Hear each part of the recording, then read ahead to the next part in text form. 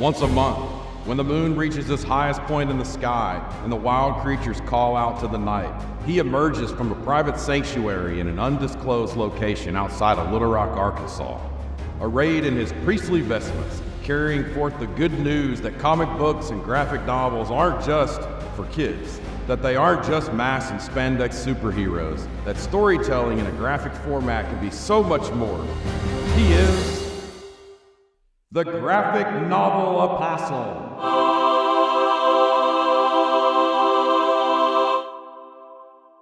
Hello, and welcome back to the Graphic Novel Apostle podcast. I'm your host, Mark Ohrenberger. I'm so happy to be here with you, as always, this Monday morning. It's a week between our full episodes, and so we've got another mini-episode. Today we're going to be talking about comic book horror anthologies, and we're going to talk about one story in particular from one of those anthologies called Take One, and that came from Creepshow. So our discussion today will be a little bit of a State of the Union on comic book horror anthologies. And there are three titles that we're going to focus on today. First, Creepshow by Skybound and Image Comics. Second, Epitaphs from the Abyss by EC, Oni Press. And then finally, Hello Darkness from Boom Studios. And at the end of all three, we're going to circle back to Creepshow, and we're going to talk about a great Halloween-themed short story from the first issue of Creepshow that came out a couple of years ago called Take One by Burnham. But first, just a couple of preliminary matters. I want to highlight right now a Kickstarter campaign that I backed about a week ago, and I've been watching the campaign. It's got about 3 days left. They're not quite to 100%, and it's a project that I'd love to see get made. Now, I don't know anybody associated with this project. They haven't asked me to say anything about it or anything like that, but it looks like a really cool book that they're putting out. It's called Unseen/Unheard. It's a disability and neurodivergence comic anthology. So, from the description on the Kickstarter page, it says, a 64-page comic anthology amplifying underrepresented voices in the disability and neurodivergent communities.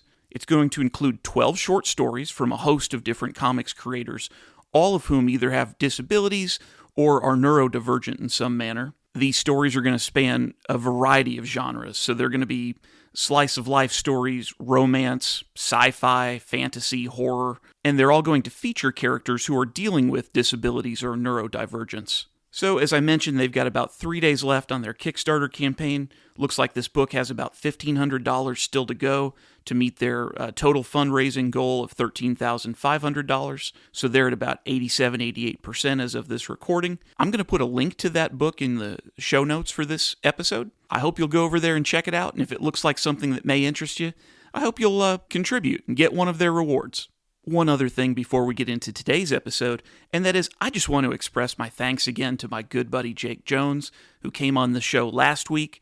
We talked about the book Midnight Show by Cullen Bunn and Brian Hurt. We had so much fun doing that. I got a lot of really positive feedback. People really liked hearing what Jake had to say about the Universal monsters and his love of some of those movies that came out of Universal Studios, and also just for us to have that time to talk about our shared love of Halloween. Guys, this is the best season of the year. The best. So Jake, thank you again so very much. And now let's talk about some of these comic book horror anthologies that are on the shelves.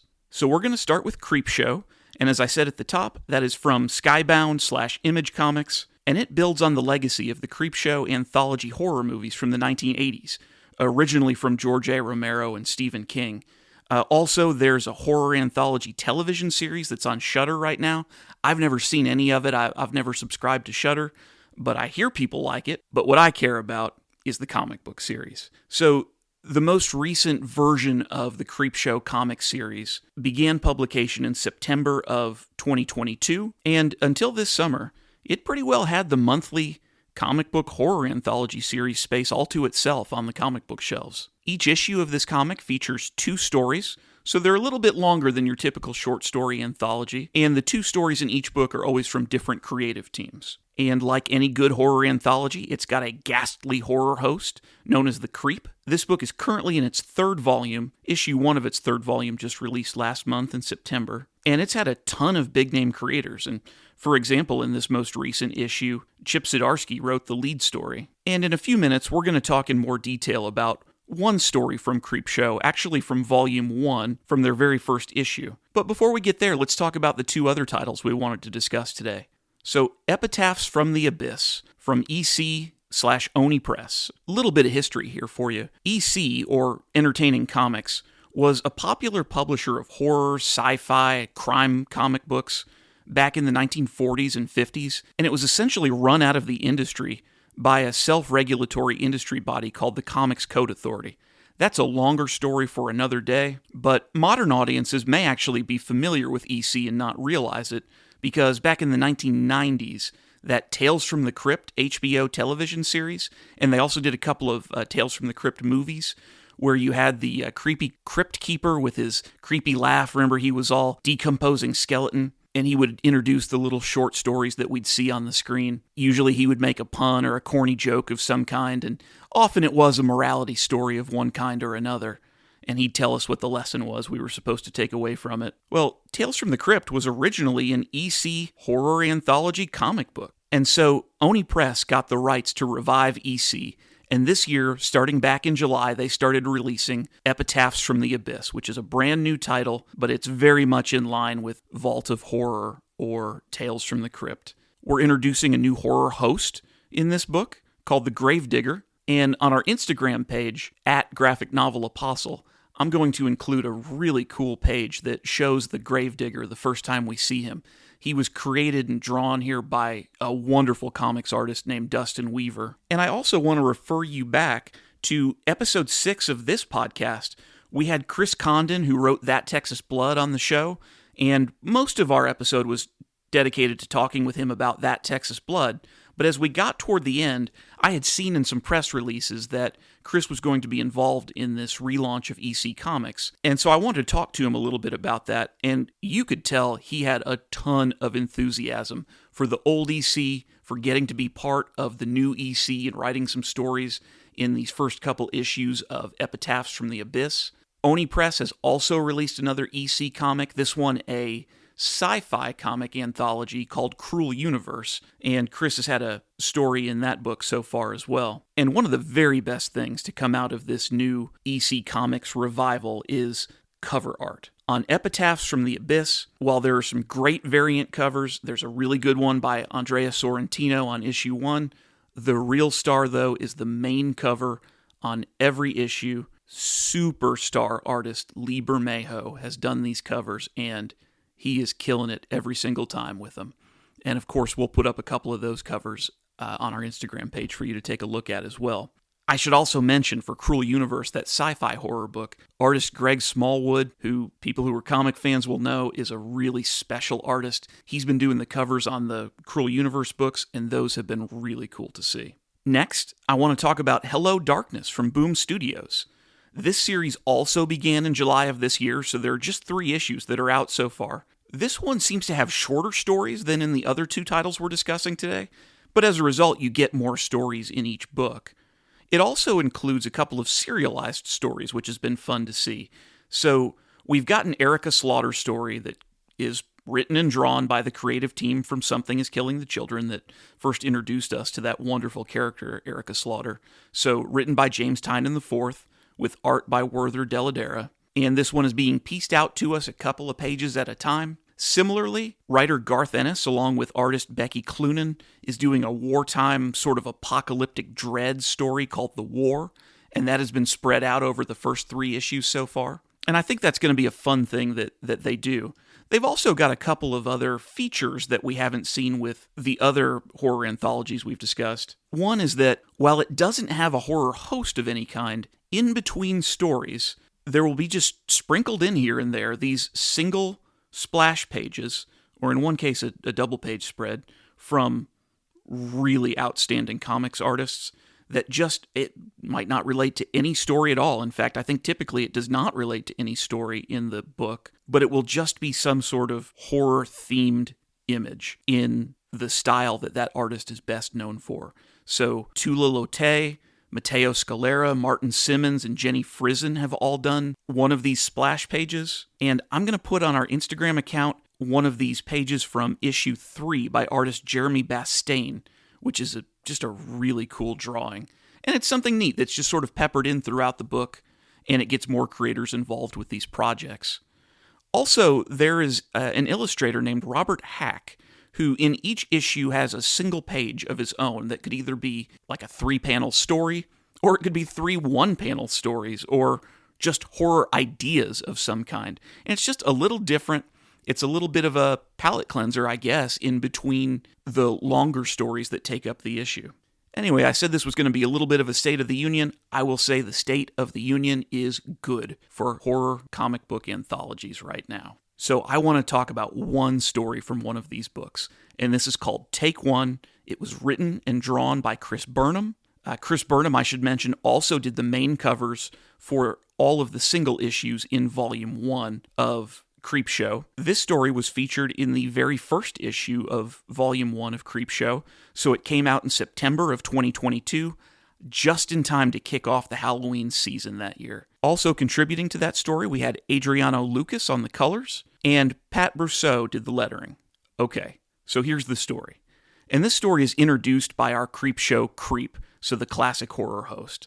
And of course, we'll have a couple of pages from this story up on our Instagram as well. They are a little more gory than some of the others that you'll see, but I think that's really kind of part of the fun too. It's Halloween night. You've got 3 boys that are out trick-or-treating. One boy is clearly younger than the other 2. You look at him, he just looks more innocent than the other 2 as well. He's dressed up as a mummy, he's got his whole body wrapped up in wrappings except his face, and frankly, he is a cute kid. Then you've got one boy who's wearing a hot dog costume, and tip of the hat to anybody who goes out wearing a hot dog costume. I was known for several years for a banana costume, always pleased to see people with the food costumes, but this boy looks like he is really maybe on the edge of being too old for trick-or-treating. And then you've got a third boy who's probably pretty close in age to that oldest boy, and he's dressed like Marty McFly from Back to the Future. So another hat tip, great Halloween costume. It's getting later in the evening, and so we're reaching the end of trick-or-treating for the night, and these boys come to a house, and as they walk up on it, there is a bowl sitting on the porch that has full-size candy bars and a sign that just says, Take One. Now guys, a full-size candy bar on Halloween, man, that is like finding gold, right? For those of you who got to hear our episode last week with Jake Jones, we talked about these Halloween jukebox parties he used to host, and one of the things that he used to advertise about those parties was, there will be full-size candy bars, so come and get them and enjoy.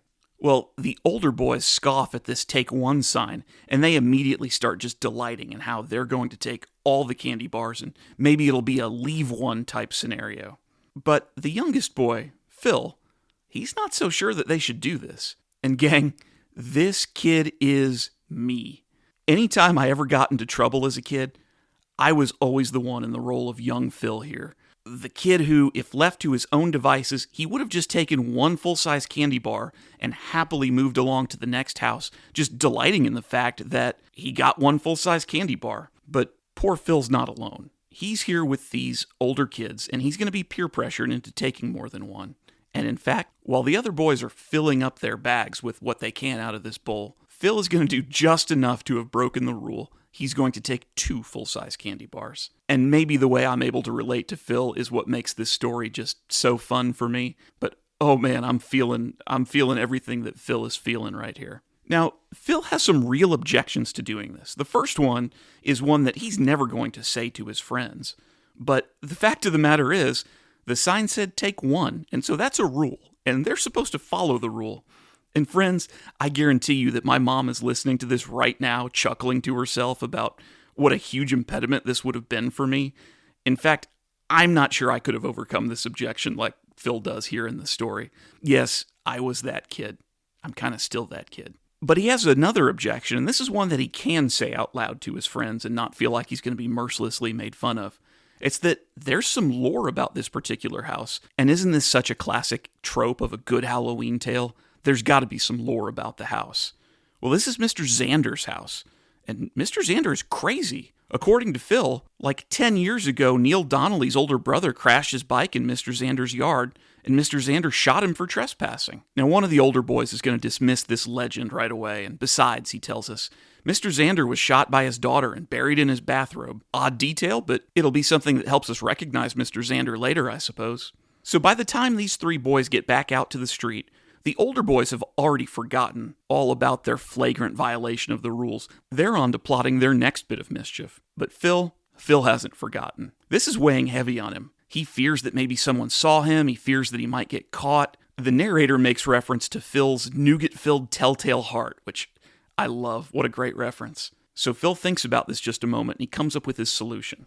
Now, this is where Phil and I differ just a little bit. I would probably have to go back to this house with a note of apology saying, here's your candy bar back. I'm sorry I took 2. I know I should have only taken 1. That's what the sign said. But Phil's solution is to destroy the evidence. So he eats the second full-size candy bar, and then he goes to throw the wrapper away in a curbside trash bin that he sees. But as he's doing that, he sees the ghostly apparition of Mr. Xander in his bathrobe approaching from down the street. And so Phil just takes off running. He's in a full panic. He knocks into the other 2 boys and spills their candy all over the street. And so these older boys, they're cursing Phil, and they're down on their hands and knees trying to pick up all the candy from the ground. And that's when the ghost of Mr. Xander catches up to them. And when he does, it gets a little gruesome. He stomps one of these boys on the back of the head, stomps his face kind of into this sewer grate, and his eyes pop out. He punches the other boy, the kid in the hot dog costume, in the stomach and starts ripping his guts and his entrails out. It's gory, it's over the top, but somehow it is, perfect for this kind of story, in this kind of publication. Well, eventually Mr. Xander catches up to young Phil, and he presents him with the evidence. He stretches out his hand and he holds this empty candy bar wrapper in front of him, and Phil starts begging for forgiveness. He gags himself and he tries to throw up the candy bar as if he could somehow return it to Mr. Xander, good as new. And then Phil just wants to know after he does this, did I make it right? Can you forgive me? And we get to the last page of the story, and we go back to Mr. Xander's house, and we see on his front porch the bodies of all 3 boys propped up against the door, and they are holding in front of them a bowl that's got a bucket of guts and eyeballs and a sign that just says, "Take 1." And then the Creepshow creep is back in the very last panel, and he's going to wrap up this little morality play for us, and he warns us, stay off the grass, beware of dog, and above all, buy Creepshow, or else. So fun. Guys, I know I've said it over and over again. This is the best season of the year. I love Halloween. We may just keep doing horror and Halloween-type stories all through November. Probably we won't, but I'm going to be tempted to. Hey, thank you so much for listening. I am looking forward to being back next week. On Monday, we will have my friend Will Hogg, and we are going to be talking about American Vampire, Volume 1, written by Scott Snyder and Stephen King, with art by Raphael Albuquerque. Really looking forward to that one. Until then, keep reading those comics.